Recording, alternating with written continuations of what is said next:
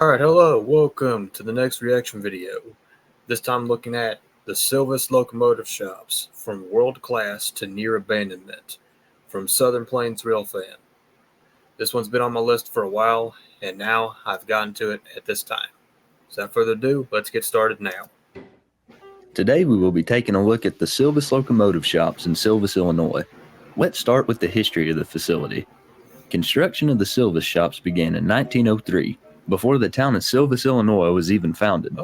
The locomotive shops were owned by the Chicago, Rock Island, and Pacific Railroad, otherwise known as the CRIMP, Rock Island, or in its later years, the Rock.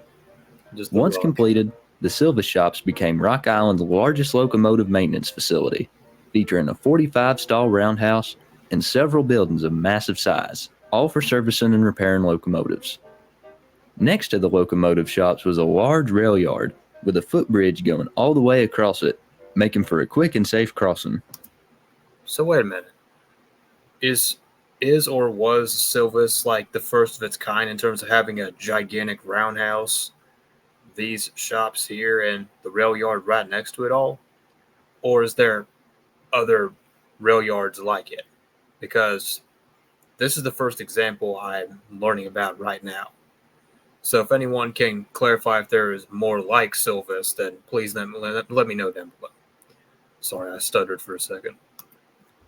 The rail yard would make up and send out many trains each day, both passenger and freight.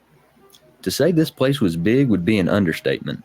If I had to take a guess, I'd say that the Silvis Shops and Yard were among the largest railroad facilities in the world during their heyday. Changes in the air. During the 1950s, when steam trains became obsolete, Rock Island would continue to use the Silvis Shops, but now for the newfangled diesel locomotives. Sections of grass and ballast in between tracks would be paved over to create fueling pads. Inside the shops, work continued as normal, servicing and rebuilding engines day in and day out. Everything was going fine for the Rock until the 1970s. If you know your railroading history, then you know that the 70s were not a good time for railroads in the U.S. Yeah, I know that well by now. It was pretty brutal at the time. A lot of struggles, but eventually they got back on the right foot around the 80s and such. Heavy regulations, along with the death of passenger service, spelled disaster for many railways across the nation, including Rock Island.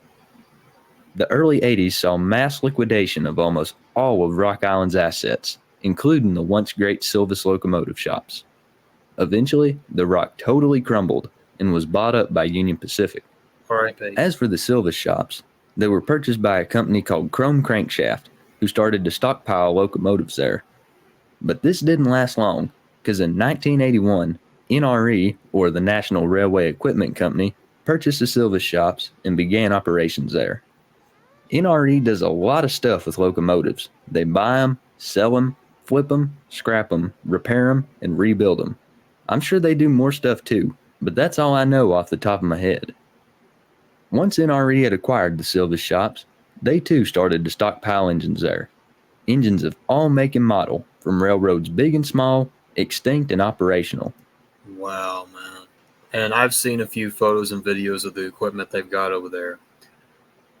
Like, I could see like right here, that must be a Santa Fe, a UP, a bunch of other stuff, CP. They got a lot of stuff. And from what I've heard and probably seen by now, that some of this stuff is expected to be sold, most of it anyway. But I don't know every detail. But again, if anyone can give more information regarding as to what's going to happen to all these locomotives, let me know. NRE continued to use the Silvis shops for decades. However, they were starting to fall into disrepair. The shops were 100 years old by the early 2000s and were starting to show their age. Things continued as normal though, but the servicing and rebuilding the locomotives slowed down. By the 2010s, the numerous tracks that were still usable at Silvis were now being used as locomotive storage. And just recently in 2021, NRE sold the Silvis shops in order to consolidate their operations in Paducah, Kentucky and Mount Vernon, Illinois, which brings us to today. So, what's next? Today, the Silvis shops sit in a bit of a gray area. The tracks are still filled with locomotives, but not much goes on here anymore. Let me take you around a tour of the Silvis shops. All of these photos were taken in August of 2022. Only a few buildings remain. This is the main shop. It's fully intact, but is in desperate need of repairs, as is the whole place. Here's a machine shed. It's boarded up and forgotten, with tools, parts, and equipment still inside. Some of the tracks appear to be relaid, with fresh ballast, good ties, and rails with minimal rust. But all you have to do is look up and see that they simply sink into the earth under a blanket of grass. Almost all the tracks here are like this, either rotted out or nearly buried. And one thing I know for certain is that typically when locomotives are sitting like this and don't have the number boards, that's often a sign that they're eventually going to be scrapped or something like that. The fueling pads are still here, but the tracks beside them are beyond repair. The whole of the Silvis shops is a shell of what it used to be. Former sidings and right-of-ways are now cluttered with fuel tanks, trucks, and miscellaneous parts. I wouldn't be surprised if the Silvis shops are an environmental hazard too. There is a huge patch of dirt that has diesel fuel and motor oil mixed in with it. It's hard to describe, but if you walk on the dirt, it feels oily and gummy beneath your feet. Ugh. It also reeks of diesel and engine oil. That'd be pretty uncomfortable to experience, I'm sure. The dirt looks like it's been bulldozed in an effort to clean it up, but it's still very contaminated. As for the massive rail yard that once accompanied the shops, part of it's still in use, under Iowa Interstate, a Class II regional railroad. Their company image takes a lot of inspiration from Rock Island. Their logos are almost clones, and they even have a heritage unit, wearing one of Rock Island's paint schemes, and a Yeah, I about forgot about those units. They're really cool looking. tribute unit, which wears the Rock's colors, and the logo placement is correct, but it says Iowa Interstate on the side instead of Rock Island. The locomotives at Silvis are quite interesting. Some of them are like this Canadian Pacific Jeep, shiny, new, and ready to be used at any moment. These operational locomotives will probably be sold off either overseas or to other railroads here in the US. Then there's the ones destined for scrap, like this BNSF Jeep. Oh, look at that poor baby there. So rusted up. And a UP and a bunch of other ones. It's heartbreaking, I must admit. But obviously, not all of them can be saved. Consumed by fire. That blob right there is a hardened puddle of molten metal. Inside the cab was like something out of a horror film. Yeah. Broken glass and wires littered the floor. The control stand, a charred husk, and everything was bare, rusted metal. With all these old locomotives here, it was hard to not spot fallen flags. Yeah, I'm sure that's practically impossible. And look at this poor SD40-2. Looks so rough. Immediately upon arrival, I saw this former Sioux Line SD40-2. Very faintly on the long hood, you could see where Sioux used to be written, but it's withered away in the sun. There were several former Southern Pacific engines, their red noses now faded to a dirty yellow.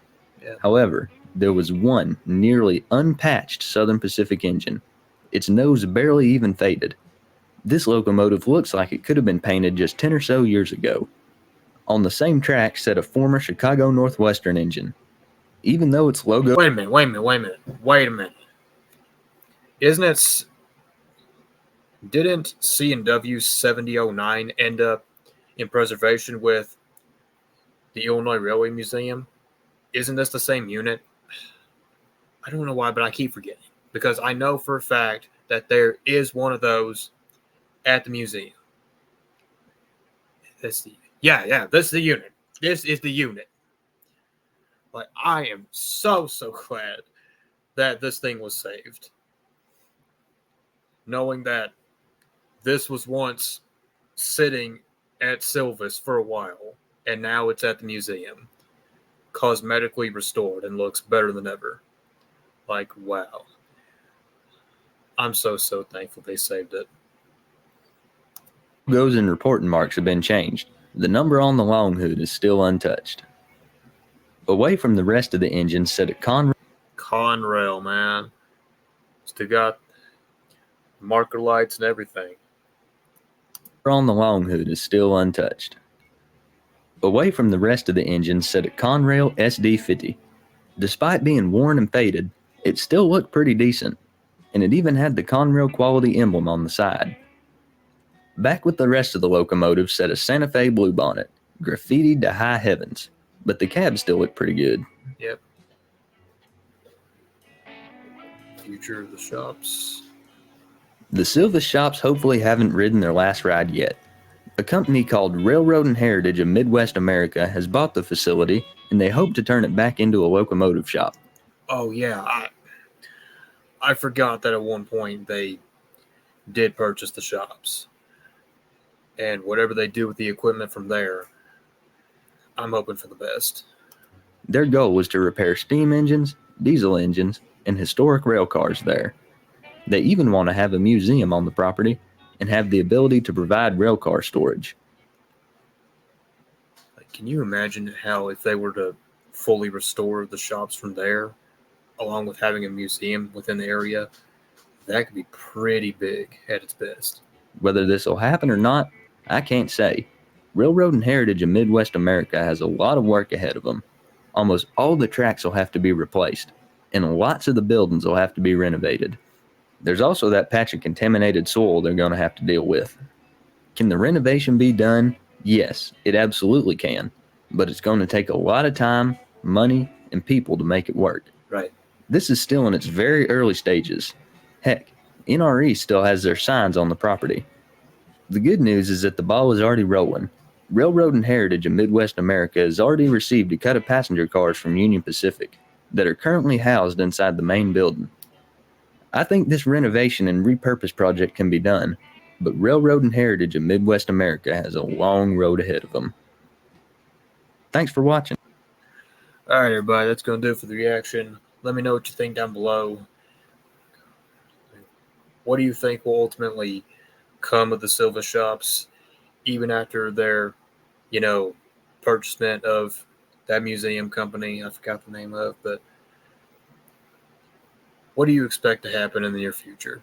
Let me know down below. You take care, and I'll see you next time.